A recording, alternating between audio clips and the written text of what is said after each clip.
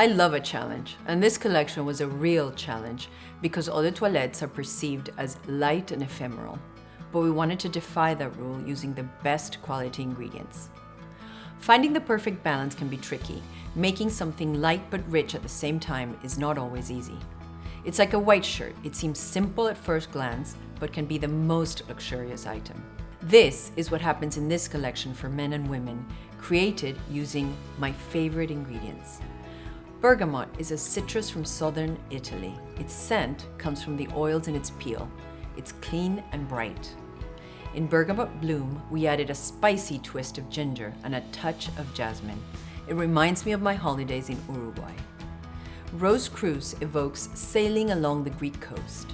Many perfumes include rose, but what makes this eau de toilette unique is the mix of 3 types of roses: Bulgarian rose, cabbage rose from Grasse, and Damascus rose, all mixed with a pinch of salt that reminds me of the Aegean Sea. Vetiver is an amazing root that can be found in Haiti and the Caribbean. Its scent is luminous and earthy at the same time. Vetiver Paradise makes me think of Santo Domingo and its wonderful forests.